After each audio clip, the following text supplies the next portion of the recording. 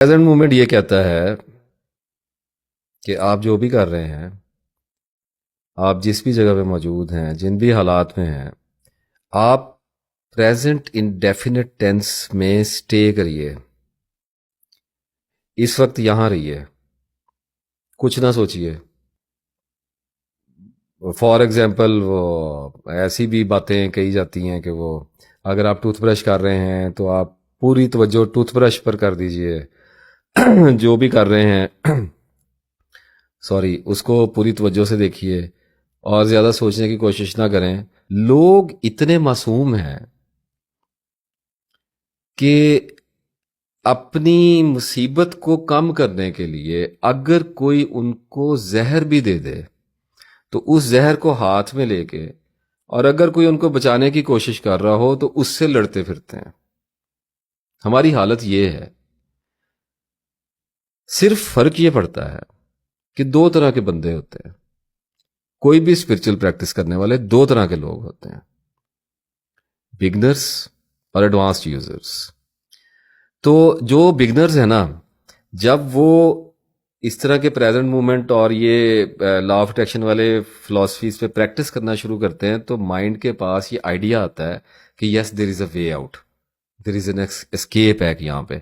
तो उस एस्केप में वो एक्साइटेड हो जाता है, क्यूरियस हो जाता है, और इस एक्साइटमेंट में उसको थोड़ी देर के लिए अपने डिप्रेशन के सिम्टम्स जो हैं, एंजाइटी के सिम्टम्स जो हैं, या अपने जो मसाइल हैं वो जिस्मानी हैं, फिनेंशियल हैं, इमोशनल हैं, कोई भी ट्रॉमा आया हुआ है, किसी भी तरह का आ सकता है, वो उसे थोड़ी देर के लिए ऐसे लगता है जैसे कम होते हुए दिखाई दे रहे हैं। Please for God sake look into it.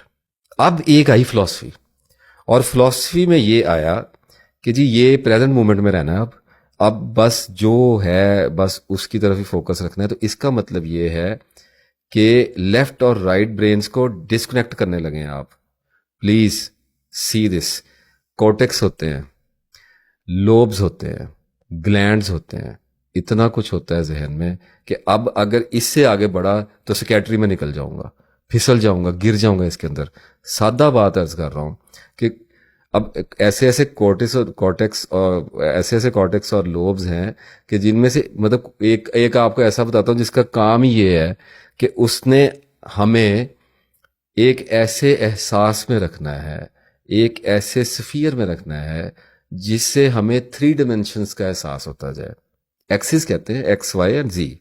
जो लोग थ्री डिमेंशनल सॉफ्टवेयर में, ऑटो कैड वगैरह में काम करते हैं, नक्शे बनाते हैं, एनिमेशंस करते हैं, उनको मेरी बात बड़ी अच्छी तरह से समझ आ रही होगी। डेप्थ ऑफ फील्ड को कायम रखता है। इंसान उतरा के उसने कहा जी प्रेजेंट मोमेंट में रहना है, तो होगा क्या?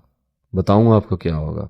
सबसे पहले यूफोरिया आएगा, खुशी के रैप्चर आएंगे, बोझ हटता हुआ फील होगा, भूख लगनी शुरू हो जाएगी, ख्याल अच्छे आने शुरू हो जाएंगे, मौसम अच्छा लगना शुरू हो जाएगा, हत्ता के आंखों के अंदर से जो कलर नजर आ रहा है वो भी साफ होने लग जाएगा। डिप्रेशन खत्म, पैनिक अटैक्स खत्म, एंग्जाइटियां खत्म, टांगें कांपना खत्म, जान छुटी सो लाखों पाए। इस्लाम की क्या जरूरत है अब? प्रेजेंट मूवमेंट मजहब हो गया। समझ रहे हैं मेरी बात को? अब क्या करना है? अब करना ये है कि आगे जाना है, जोरों शोर से इसको जारी रखना है, तो रख लें।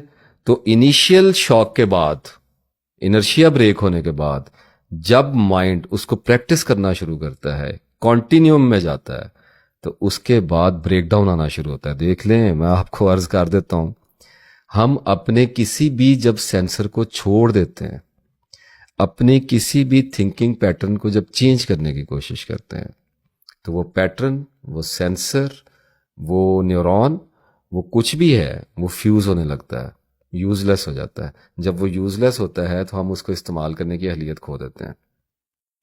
साइकोसिस आएगा। बताऊं सबसे पहले क्या आएगा? इससे आगे पीछे नहीं हो सकता बंदा, अल्लाह के फजल से बता रहा हूं। अल्हम्दुलिल्लाह, अल्हम्दुलिल्लाह, अल्लाह के फजल से बता रहा हूं। वो ये खबर दे रहा हूं कि कर लें प्रेजेंट मूवमेंट। एक ही गेट है, जाना पता कहां पे है? सबसे पहले मेमोरी लॉस के गेट पे पहुंचना है।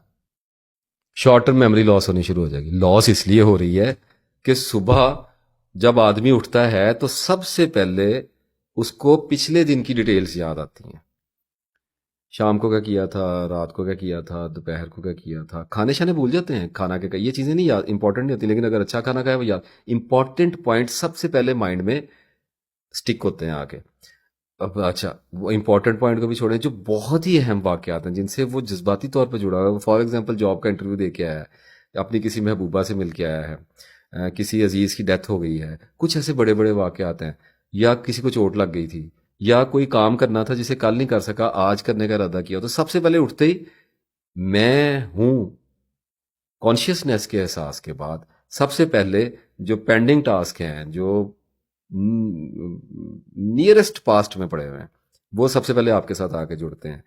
वो इसलिए जुड़ते हैं ताकि आपके पास्ट की, आपके प्रेजेंट के साथ कंटिन्यूटी बना के आपका फ्यूचर जो है वो बिल्ड किया जा सके। यानी कि हमारे माइंड के दो हिस्से हैं। एक हिस्से का काम, मैं बड़े सादा लफ्ज़ों में बताने की कोशिश कर रहा हूँ, एक हिस्से का काम हमारे लेफ्ट को पकड़ के रखना है और एक का राइट को पकड़ के रखना है। इसका मतलब ये है कि एक फ्यूचर को पकड़ता है और एक पास्ट को पकड़ता है, और उसकी वजह से हम सेंटर में खड़े होते हैं। ये हमारा बैलेंस है। आप मेरी बात को देख रहे हैं कि मैं क्या कह रहा हूं। एक इधर से पकड़ते हैं, एक इधर से पकड़ते हैं। इधर से पास्ट आ रहा है, इधर से फ्यूचर आ रहा है, और प्रेजेंट में खड़े हैं। इस वक्त आप मेरे साथ ऐसे पकड़ के खड़े हुए हैं दोनों डेटास को। मेरे पास्ट में ये हो चुका है और मैं फ्यूचर में ये करूंगा, और मैंने आज बैठ के ये करना है। अब अगर आप अपनी इस नेचर को चेंज करने जाएंगे तो सबसे पहले आपको शॉर्ट टर्म मेमोरी लॉस आएगा। हॉरिफिक। डोंट टेक इट कि ये कुछ नहीं है, देख लेंगे कैसे आएगा। ये जब आना शुरू होता है ना, जब आप जाके गाड़ी में बैठते हैं और आपको अपने पैसे भूल जाते हैं, और आप वापस आके पैसे लेके जाते हैं और आपको अपनी गाड़ी की चाबी भूल जाती है, और जब आप आगे चाबी लेके जाते हैं तो आपको पता चलता है कि आपने जराबें नहीं पहनी हुई, और जब आप जराबें पहन के आते हैं तो आपको पता चलता है कि आपकी गाड़ी की चाबी वापस रह गई है। जब आपके साथ ये पागल खाना होना शुरू होता है ना, तो आपको लग पता जाता है। एक बात मैं और खबरदार कर दूं, अपने माइंड के साथ छेड़छाड़ अगर करेंगे ना, अगर इसको खराब करेंगे, इसको अल्लाह ने सही रखा हुआ है, ये अपनी जगह पे खड़ा है। जो तकदीर तदवीर के फलसफे के अंदर ये चल रहा है, जिस गैब में ये चल रहा है, जिन हालात में ये रखा हुआ है, उसमें एक पावर है कि मैंने येस और नो चूज करना है। तकदीर तदवीर पे पूरी वीडियो बनाई है, उसको चैनल पे देखिएगा।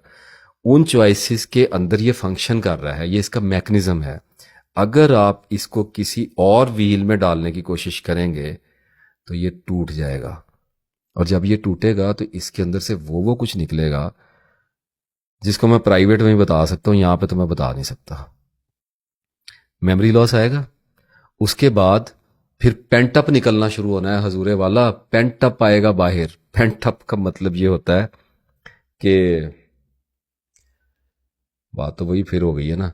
पेंटअप का मतलब ये होता है लाशऊर में दबे हुए पुराने खौफ, पुराने सदमे, पुरानी उलझने, पुराने सवाल जिनको आप भूल गए हैं, जिनसे कभी वास्ता ही नहीं पड़ा। कभी कभी याद आते थे, जैसे किसी बच्चे के साथ कोई ज्यादती कर दे बचपन में, जिनसी ज्यादती हो जाए, तो वो एक वक्त गुजरने के साथ साथ 30-35 साल का हो गया, फिर भूल जाता है, दब जाता है उसके लाशूर में। ट्रॉमा तो उसको है, उसके वो साइकोलॉजिकली तो वो उसके बिहेवियर्स में मैनिफेस्ट कर रहा है, लेकिन ओवरऑल उसको ज्यादा तंग नहीं कर रहा। हम लोग अपने सदमात, अपने जख्मों को ऐसे ही छुपा के जिंदा रहते हैं, तो लाशऊर में वो फाइल्ड हो जाते हैं, लेयर्स बनती जा रही होती हैं।